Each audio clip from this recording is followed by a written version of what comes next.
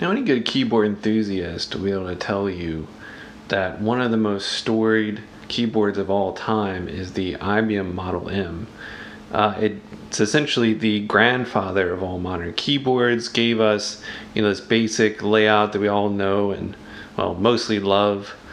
And there were a number of different variants to the Model M over the years, from the mid 80s into the late 90s. But I'm willing to bet that you have never seen a Model M quite like this one. And I'll give you a bit of a hint. It's not painted, and it's not just the keycaps.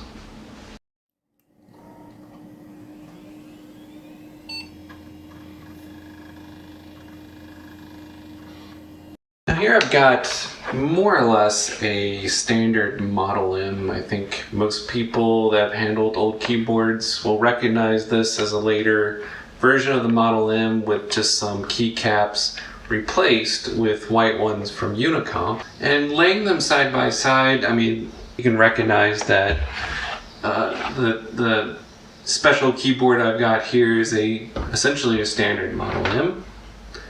But actually, it's partly a standard Model M because as a true IBM Model M aficionado recognizes that the black case, assuming it's not painted, and it's not painted in this case, is in fact of a Model M13, which was kind of a special variety of the Model M. It was all black. It's the only one that was all black. But it came with a little track nub. It was a little red button here that you could use essentially as a mouse. And you could hear it still has the little click pad here that would act as of course, the buttons on the mouse. And that's not here. So I didn't actually remove that specifically. But the fact is that the only thing that's left from the M13, that black M13 standard model, is in fact the case itself. And what I ended up doing is having to discard the original keys and the metal plate and the circuitry and all that with the innards and really the keyboard of a modern Unicomp keyboard, but within the old case of that M13. And if you're wondering why, so this is the keyboard from the M13, and again, you can see a little nub here, and all the keys are black, and you can see the missing keys here, which ended up, of course, on my hybrid Model M here. But what I attempted to do, and this was a modding procedure where you replace the rather flimsy plastic rivets that go between the plastic board here and the metal plate, and you replace that with bolts. So that's called bolt modding, and I did that over this past summer. And that worked pretty well. That wasn't really the problem. The problem was that I had a few keys that I could not get to work no matter what I did, and I think it's actually a problem with the circuitry here, this board. So I ended up just kind of putting this to the side, but I really liked the look of the black case. So putting this one to the side, I decided to get out my Unicomp keyboard, which I had bought a couple years ago and realized that I wasn't really using it. But I've got this nice new, what is essentially a Model M, and they're still making these. I think it's in Lexington, Kentucky, but Unicomp still essentially makes the more or less original Model M with a few changes. But uses the same, I believe it uses the same technology, the same process and everything that IBM used when they made the Model M. So it doesn't have the logo on it or anything like that if you're not familiar with Unicomp. you can get essentially a brand new Model M. The main difference is that the overall build quality, the plastic used and so forth, is not quite as good as the original Model M. And I don't know, the keycaps I don't think are quite as good either. So there's, I think their whole printing press and everything is getting old essentially, and they haven't remade any of that. So the manufacturing process, I think, is starting to cause errors essentially in that process. So it's not going to be, if you buy a new Unicomp keyboard, they're really nice keyboards, but don't expect them to be of the same quality as that original Model M. I would always go with the original Model M if you can get it to work right. So anyway, I constantly have problems with this, so I decided just to swap out the keyboard, all of this, with modern Unicomp keyboard. And so that's where the beige keys come from. And of course I took the black keys off of the M13 and put them on here.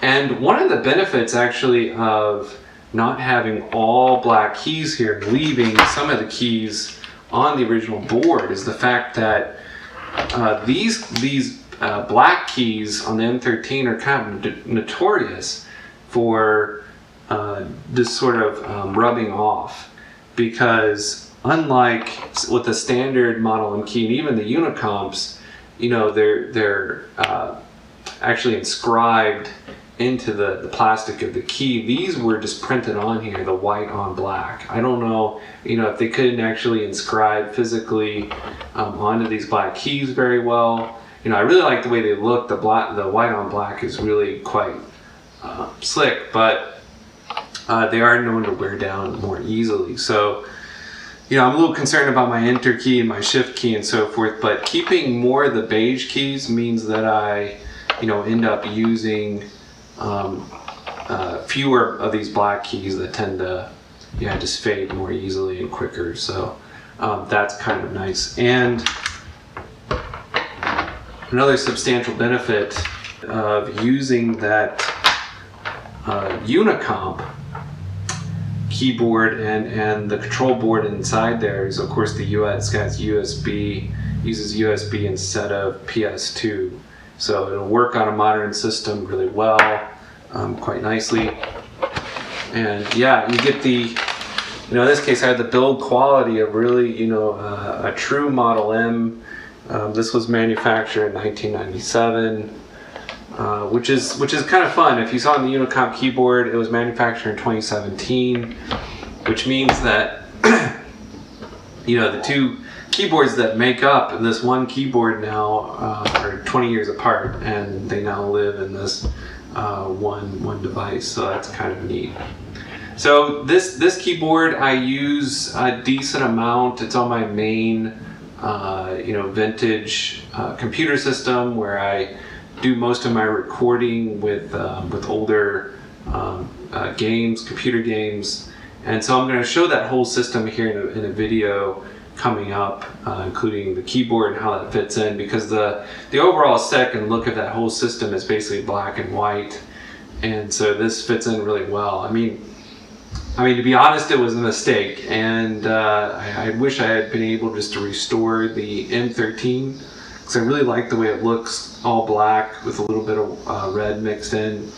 But considering that I didn't start out trying to make this keyboard at all, I think it actually turned out pretty well, and I'm quite happy with it.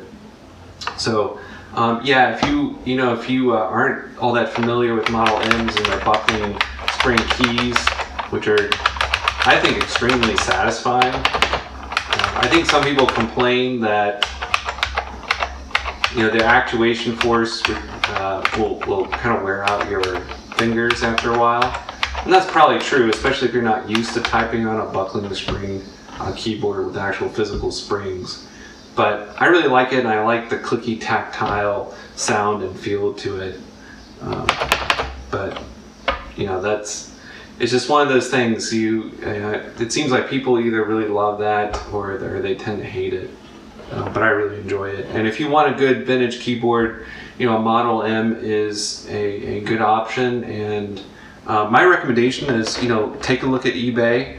These are pretty common that you find these on eBay, even in really good shape for less than $100. But if you're going for a Model M13, which would be this in all black, they're a little more expensive. I think I bought it originally for maybe $150. It was in good shape other than a couple keys not working, but so those get pretty expensive. And then the Unicomp keyboards are also not that expensive. They're generally around $100, depending on what model you get. You can also find those cheaper on eBay. So now I want to say I wouldn't necessarily recommend taking a Model M and chucking out the keyboard and placing a Unicomp in there. I would just use the original Model M keyboard if all the keys work and everything. That's the route I would go, is just use standard Model M. But heck, if you have a Model M that's failing and you want to modernize it and get the benefit of a USB and all new keys, a hybrid between a Unicomp and an original Model M is not a terrible option either, as I did here.